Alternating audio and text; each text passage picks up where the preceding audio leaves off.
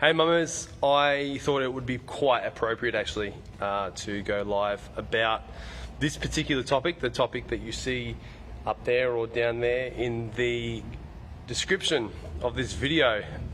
We've had probably a handful of people, whether it's in Prestige Fit or at Fit Mum, or even just people that I'm talking to on Instagram who are falling ill with COVID still. I thought COVID was over because, it's not in the news as much anymore. We had the floods, we've got the Ukrainian war, and we've also got the petrol pump up sky high. But alas, there are people who are getting sick with COVID, and today I wanted to talk about how your physiology does not stop, regardless of whether you're sick with COVID or sick with a tummy bug. Your physiology, it turns over every second of the day, okay?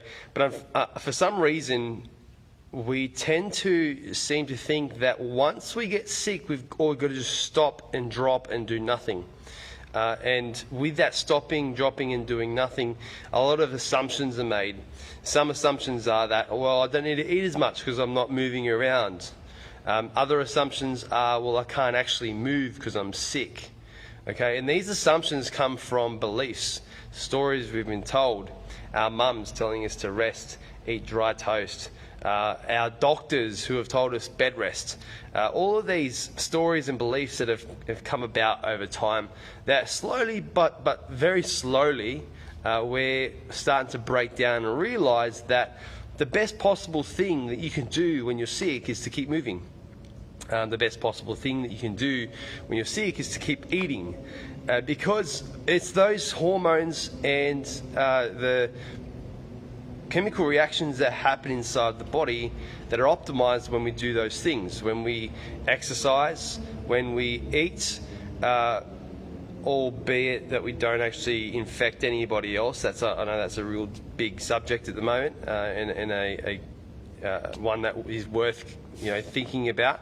But if you can keep moving and you can keep eating as closely as possible to when you're trying to achieve optimal health, when you're not sick, does it not make sense that when you are sick, you continue those same habits so that you strive for optimal health? It's actually really basic and a very well ingrained in common sense. But there is science that does support this as well. An intense workout can actually open up a window of opportunity for your immune system to be boosted through the intake of carbohydrates and amino acids. It's those carbohydrates that you eat around your workout and the amino acids from the protein that are pretty much shuttled straight to where your body needs it. And your body's pretty smart. If your body decides that it needs those nutrients to fuel its immune system, well, it's going to take those nutrients and fuel its immune system. One really unknown fact about our immune system is that whilst vitamin C is a good booster, whilst some of these other things that you can take in pill form are great boosters for the immune system, the very basic substrate that your immune system uses comes from an amino acid called glutamine. And you need more glutamine than you can derive from a pill-shaped product, right? You actually need quite a fair bit. And if there's anyone in here who have gotten the recommendation from us to take glutamine, you'll know that you're taking 5 grams 3 times a day at minimum, just to get that glutamine in the body to start that substrate turnover and that immune system boost. I used to use this a lot when I was competing in bodybuilding competitions. One of the ways to get really, really lean is to eat low calorie and just do a buttload of exercise. And when you're eating very low calorie and you're doing a buttload of exercise, you actually do become quite immune suppressed. So you're more likely to pick up things like common colds. And come to think of it, this is probably where a lot of the idea around bed rest comes from, because athletes who are typically underfueled, when they get sick, they'll get sicker if they continue trying to achieve the amount of volume, the amount of intensity that they normally do in their training sessions. So they'll actually need to scale back. For the normal person though, for the normal person like you and me, we don't train hard enough to have to scale back when we're sick, like an athlete does. But anyway, back to the story. So when I was training really intensely and I was on a very low calorie diet, by the way, we don't recommend that at all. Another reason why we tell you to keep up the habits that we teach you, the Fit Mum habits, because it's those habits that do derive optimal health. But alas, I didn't know all that stuff, and those low calorie, high intensity days would just continue to drive my immune system down to the ground. And I got told olive oil, eat leaf extract, vitamin C, pump all of those multivitamins and stuff. But the one thing that really carried me through those times was glutamine, and I would take up to 5 grams 5 times a day, and it was one of the best supplements to use, even when I wasn't sick. It was really good to stave off the flu, the common cold, and anything else. And this was way back in 2010 when we didn't even know about COVID. But we use that to this day. We actually use it with our daughter when she was 2, 3. Now this glutamine stuff is benign. You get it in chicken. It's just a powdered form. Okay, so she would have that when she got sick, just to shorten the lifespan of the sickness. And another thing that I used to use with comps, my daughter used to use, and I'll even get to Megan in a second, is probiotics. Probiotics is a really good way to boost your body's natural immune function in the gut. Okay, because that's where your immunity starts. So if you can increase the good bacteria there, then you've got a host of, well, you've got a war army to beat the bad bacteria. Back to daughter, Logie, 2, 3, 4, heck, we even use it now when she's 6. Amira as well, we get them on the glutamine, we get them on the probiotics, and it just shortens that sickness lifespan.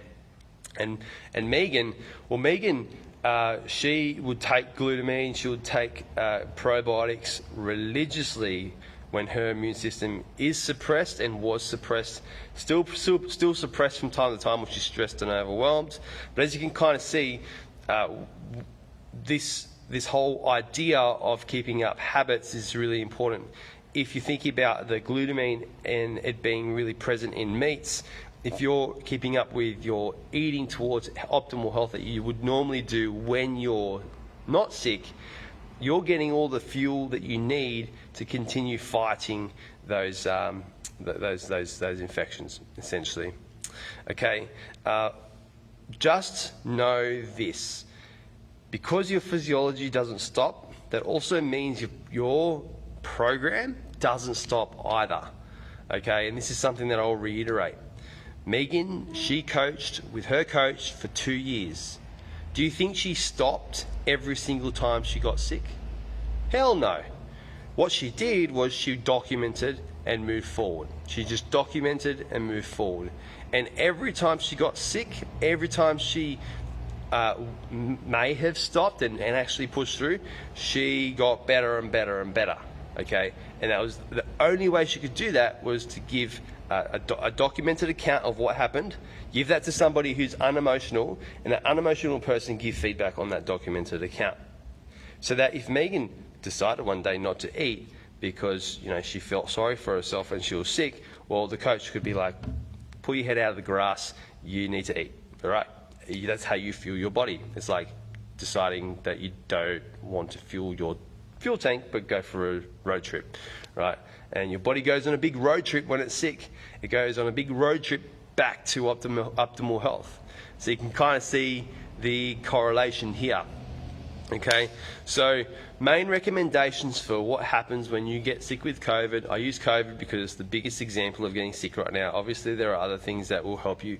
There are other things that will make you get sick. Big recommendations are to stop intense cardio.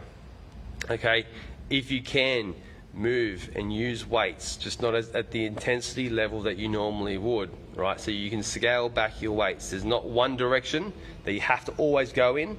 There's two directions. So you can scale back on your weights by 20% if you need to, just so that you're not expending as much energy, but you're still moving and you're still getting those effects. Number 3, keep up your baseline habits. Eat protein frequently throughout the day. Eat lots of munch and crunch and veggies. If you have to blitz them in liquid meals. Do whatever you need to do to get the nutrition in you. And if you can't get the nutrition in you, supplement. Supplement with a good glutamine. Glutamine's really cheap. It's cheap as. You can get it from bulk nutrients. You can get it from your local chemist. It's spelled Glutamine. Not glucosamine, but glutamine. And a good probiotic. You can get a good probiotic from most chemists. Actually, almost all chemists. I go to Chemist Warehouse. They've just got the best prices. I'm not sponsored by a Chemist Warehouse. So, probiotic, that's the other one. And my last recommendation is to document. If you just let things become a blur, then the result that you get from that will be a blur. It's as simple as that. And if you stop all the time, you're going to expend more energy getting started every time. And it's likely that if you're getting the same response in your brain when this happens, your urge to quit, your urge to stop is the exact reason why you're here, exact reason why you found yourself in this place. And the only way to reverse that is to not stop and to go against your intuition, to go against your initial reaction.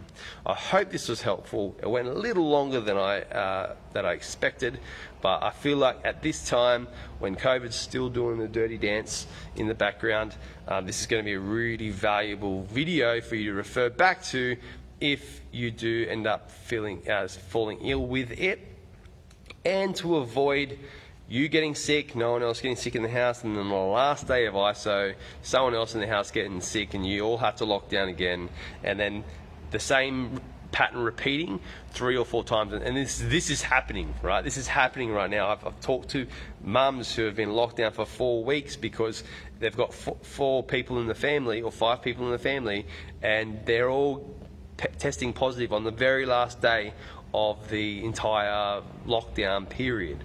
And there are things that you can do to not only avoid that, but to shorten your sickness, so that when you are in isolation, you're not feeling like utter crap. Okay, so obviously you can't just escape from a government mandated isolation. Oh, you can, but you can't. I'm not going to advocate for that on video, on record. But you can't do that, but you can make it a much better quality experience, even though it is pretty shitty, right? So yeah, if you got value from that, let me know, and I will talk to you throughout the week. Bye.